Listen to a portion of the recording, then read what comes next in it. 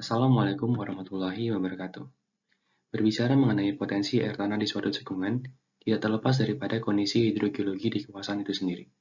Jadi pada video kali ini, saya akan mencoba menjelaskan mengenai hidrogeologi, yakni berupa bagaimana keterdapatan, penyebaran, dan pergerakannya di bawah permukaan.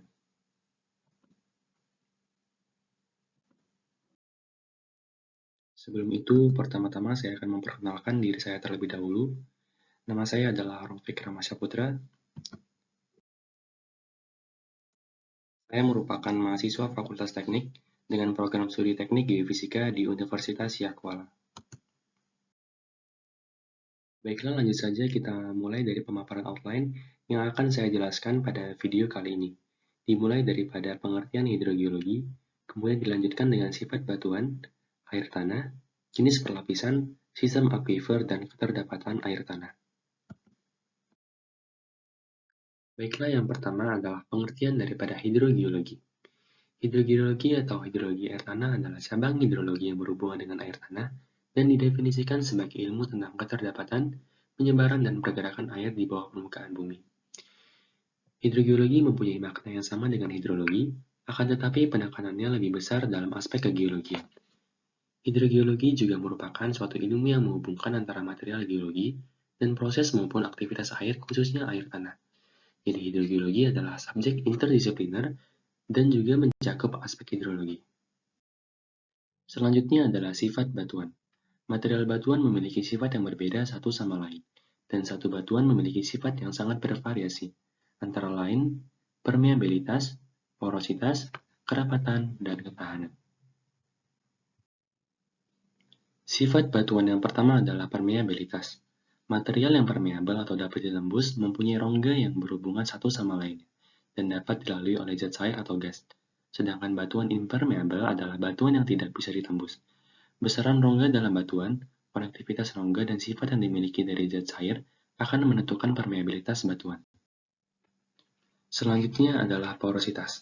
Porositas merupakan suatu perbandingan massa antara volume rongga dengan volume material total. Dalam batuan, nilai porositas akan berkurang sejalan dengan umur dan kedalaman lapisan batuan di bawah permukaan tanah.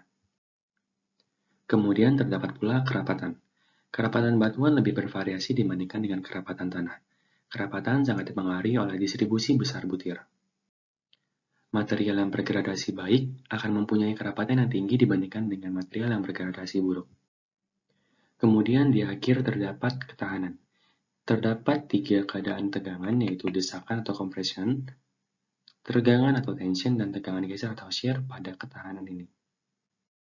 Selanjutnya adalah aquifer.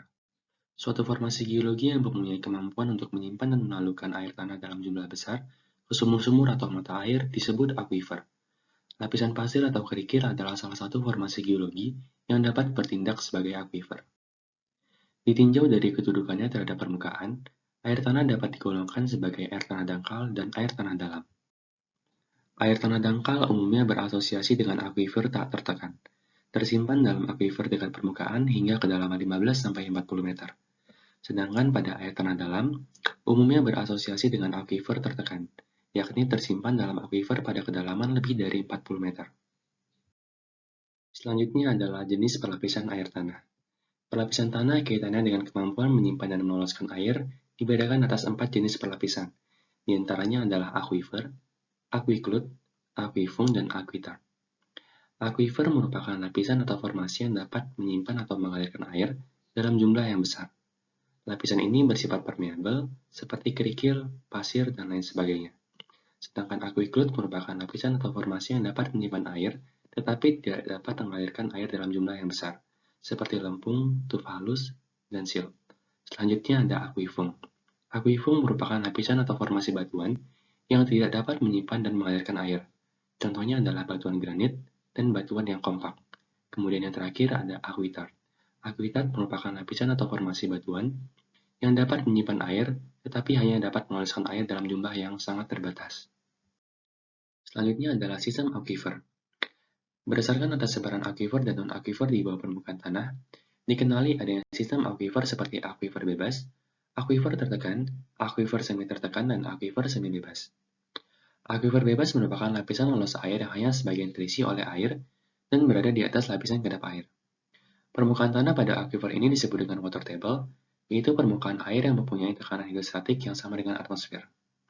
Kemudian ada aquifer tertekan, yaitu aquifer yang seluruh jumlah airnya dibatasi oleh lapisan kedap air, baik di atas maupun di bawah, serta mempunyai tekanan jenuh air yang lebih besar daripada tekanan atmosfer. Selanjutnya ada aquifer semi tertekan, yaitu aquifer yang seluruhnya jenuh air, di mana bagian atasnya dibatasi oleh lapisan semi lolos air dan bawahnya merupakan lapisan kedap air. Kemudian yang terakhir adalah aquifer semi bebas, yaitu aquifer yang bagian bawahnya merupakan lapisan kedap air, sedangkan bagian atasnya merupakan material berbutir halus, sehingga pada lapisan penutupnya masih memungkinkan adanya pergerakan air. Dengan demikian, aquifer ini merupakan peralihan antara aquifer bebas dengan aquifer semi tertekan. Baiklah, selanjutnya adalah keterdapatan air tanah. Satuan penyusun batuan keterdapatan air tanah di suatu kawasan amat dipengaruhi oleh kondisi geologis yang meliputi litologi batuan, struktur, dan porositas batuan. Sesuai kondisi geologis di Indonesia, keterdapatan air tanah di suatu kawasan pada umumnya dibedakan menjadi air tanah pada batuan lepas. Pada umumnya, batuan lepas berasal dari berbagai batuan induk berumur kuarter, dalam bentuk endapan aluvial yang terdiri dari materi lepas yang berukuran kerikil, pasir lanau, atau lempung. Jenis batuan ini umumnya mempunyai sifat kelulusan air yang cukup baik untuk mengalirkan air tanah. Sebaran air tanah pada jenis batuan lepas ini umumnya terdapat di daerah pantai dan cekungan antara gunung dan lembah-lembah. Kerikil dan pasir merupakan litologi aquifer yang umum dijumpai sebagai wadah air tanah pada batuan lepas. Air tanah pada batuan lepas yang umum dijumpai tersebar di daratan aluvial pantai serta cekungan antar gunung mempunyai potensi yang tinggi sebagai sumber daya air tanah. Kemudian terdapat juga air tanah pada batuan vulkanik quarter. Batuan vulkanik berumur quarter umumnya berbentuk seperti gunung api, banyak tersebar di Indonesia. Daerah resapan berada di bagian atas yaitu di bagian puncak dan bagian atas kaki gunung, di mana merupakan tempat air hujan meresap ke dalam tanah dan meresap dalam aquifer yang alirannya tergantung dari sifat kelulusan batuannya.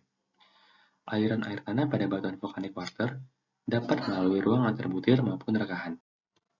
Sama halnya pada air tanah di batuan lepas, air tanah pada batuan vulkanik merupakan sumber air tanah yang mempunyai potensi tinggi, sedangkan potensi air tanah yang tersimpan pada satuan batuan vulkanik tersier sangat rendah. Kemudian selanjutnya ada air tanah pada batuan karbonat. Batu gamping dan dolomit merupakan batuan karbonat yang paling banyak tersebar di Indonesia. Di beberapa tempat, batu gamping berkembang menjadi batu gamping kars. Batu gamping ini merupakan aquifer yang cukup baik setelah batuan vulkanik dan endapan aluvial. Air tanah pada batuan ini tersebar tidak merata dan potensinya terutama tergantung pada intensitas lubang-lubangnya. Kemudian yang terakhir, terdapat air tanah pada batuan padu. Batuan padu umumnya mempunyai sifat kelulusan air yang rendah. Air tanah terutama mengisi celahan, rekahan, dan bidang lapisan daripada batuan. Keterdapatan air tanah pada jenis batuan ini relatif kecil. Suatu wilayah yang dibatasi batas-batas hidrogeologis, kejadian hidrogeologis mencakup proses penimbuhan, pengaliran, pelepasan air tanah berlangsung disebut sebagai cekungan air tanah.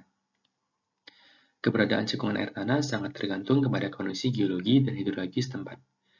Batas-batas cekungan air tanah tidak selalu sama dengan batas administrasi, batas daerah aliran sungai, maupun batas antara daratan dan lautan. Dan keberadaannya juga seringkali dicirikan oleh keberadaan air di permukaan tanah akibat migrasinya dari bawah permukaan karena struktur berupa patahan maupun rekahan. Demikianlah materi presentasi yang dapat saya sampaikan. Tak lupa pula hormat saya kepada dosen pengampu mata kuliah Geodinamika, Bapak Nazir Ismail. Apabila terdapat kesalahan dalam penyampaian atau pengucapannya, mohon dimaafkan dan atas perhatiannya saya ucapkan terima kasih. Saya akhiri, wassalamualaikum warahmatullahi wabarakatuh.